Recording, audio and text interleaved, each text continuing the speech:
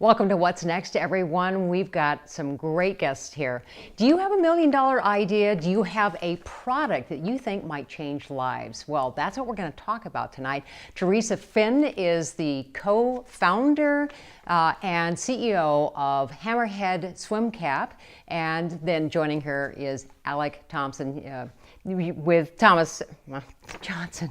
You think I could get any more of them mixed up like that? Alec Johnson of University of St. Thomas. Perfect. Yeah, insert foot.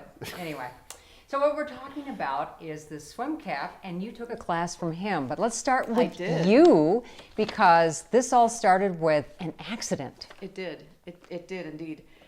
We were at the pool. It was a summer practice, and my son he was swimming for my co-founder, David Burns. And we were doing backstroke. The kids were doing backstroke drills. And if you aren't familiar with it, when you hit the 5-meter flag, the kids calibrate their arm count until they either stop the race or they do their turn. So it's a little more challenging in the summer because the wind's blowing and the sun could be in their eyes. But David's daughter hit her head coming into the wall. And he was consoling her and, being a dad and a coach at the same time. And a 14-year-old hit her head right after that, and she ended up getting a slight concussion. So after David gathered probably about 40 swimmers and said, hey kids, this is really crucial. The stroke, you can't see the wall, you've got to do your counts right. What do I have to do to get you to do it right? And the kids, they looked at each other, and David's daughter raised her arm and said, can you make a helmet? And David's like, there isn't such a thing. And so we call that our aha moment. David looked over at my husband. I happened to be watching the whole thing. And we looked at each other like, we could be onto something here. There's really nothing that we know of that's out there on the market. And what are the statistics about this, too? Well, we've been working with USA Swimming and specifically with their risk ops group. And if you take a step back and look at how many incidents or injuries happen, they've got them segregated by either at practice or at meets, and 68% happen at practices and 32 happen in meets. The majority of those incidents are with either other swimmers or collisions with the wall. So it's a problem, and since my son has been swimming since he was 8, we've seen kids hit their heads and cry, and sometimes you can hear them hit their head. It's so impactful, and so we started the journey. We started Googling to see if there was any such product on the market and found nothing. So we advanced and talked to an IP attorney, and they did a search, and there was nothing out there. So we started working with some engineers and who happened to be family friends of David's, and started coming up with what would it look and feel like. So this wasn't last year, by the way. No, we've been at this since June of 2013. So we're coming up on 5 years. So, it's been quite a journey too. Yes, it has. The first prototype we had actually came from a homemade foam insert that my husband configured. We just did it as a conceptual test. So if you put it inside the cap, you can see that it would protect. We put it on a couple swimmers, and it did feel much better when they bumped the wall. But we learned that it had to be one part as far as the governing bodies and the regulations with swim caps. So we knew this was not going to be the end-all and the solution to everything. So we kept working, and this was our next prototype, which I look back at it and I just have to smile because it looks like a gladiator hat. Yes. This isn't the right material, but as you can see, our design is not sleek, and I imagine a teenager would run screaming if we asked them to wear it. So we kept the evolution and came up with our final version. We're actually going to be able to ship the product here early next month. So we're super excited about it. When you turn this inside out, I think that's kind of your secret sauce. Yes. And we also have a graphic image that kind of shows it as well. So let's do both. Okay, so here's the Hammerman Swim Cap. This is the back, this is the front.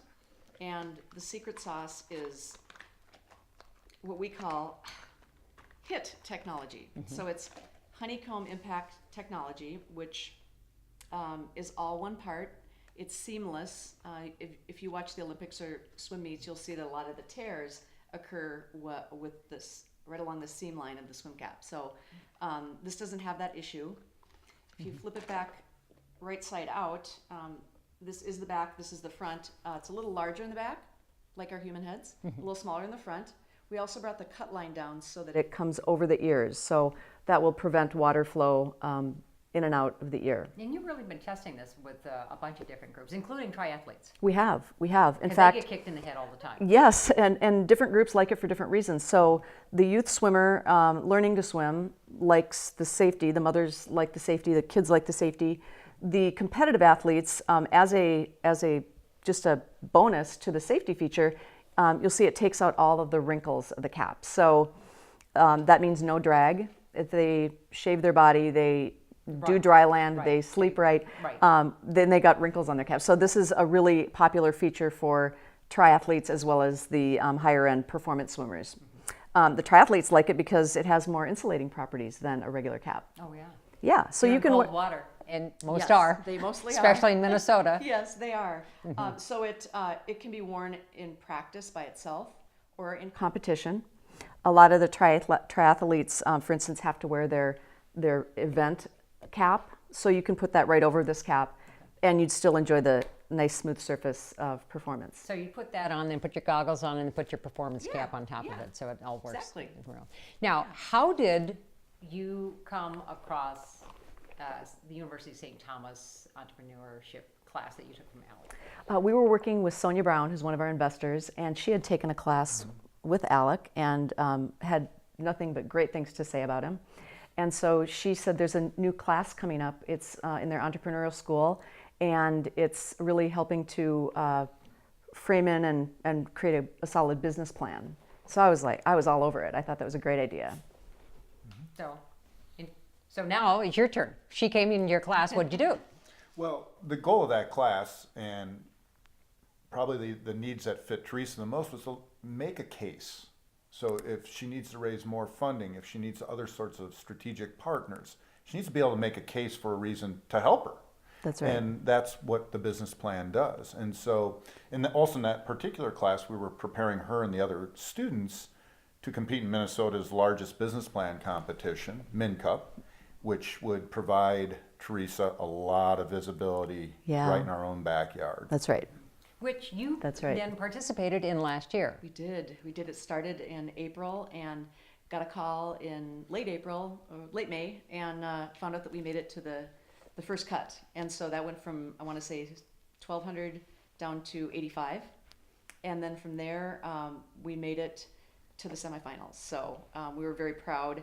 It was a great experience. We had wonderful mentors. And what really opened my eyes to the ecosystem within the Twin Cities, as well as my experience at St. Thomas, really students and mentors and advisors and professors wanting to help.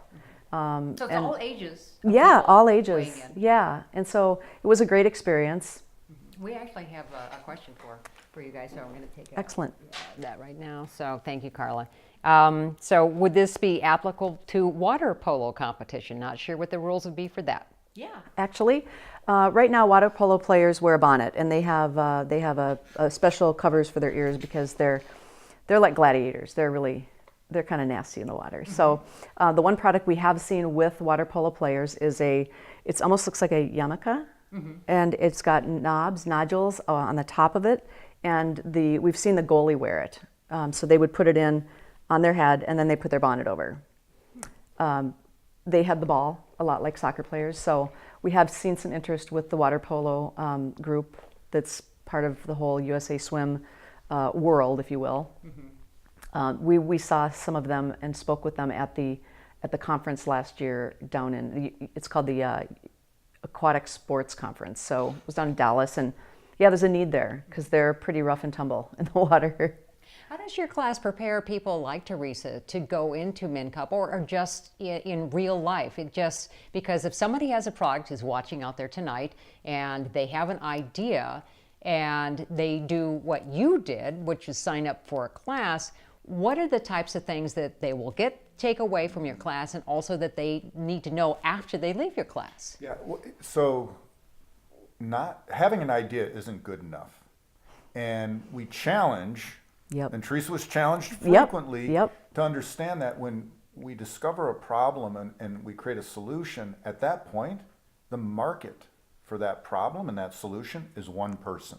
That's right. And that's and Yeah. that's where we start challenging these young entrepreneurs or middle-aged entrepreneurs to ask and answer, is there a market large enough to justify going further with this business? And that's a very critical case you need to make.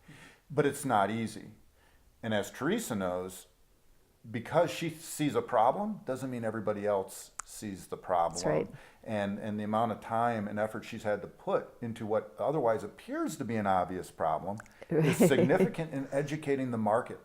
That's and right. So that's one of the key things we do is challenge people to make that case and prove that case. And in doing so, they build their own confidence. Yeah, a couple things that Alec did in class that just, well, I'll never forget. We were talking about, we're prepping for our presentation, the presentation section, and he said, how come somebody else hasn't thought of this? And I was like, I don't know. I really can't answer that. So we started talking about market trends and the fact that insurance companies won't insure swim organizations in their pools if they don't have a concussion protocol system in place, that the diagnosis of aquatic athletes is getting faster and better, that organizations like USA Swimming, they have a whole section of their website that talks to diagnosing and treating. So those kinds of questions that I'd never thought of are awesome. He also said, why do you have to test? Tell me why you have to test the product. Well, we've been told we probably should. He's like, that's not good enough. But things like that, where he really pushed us outside the box to diagnose the messaging and really tighten it up.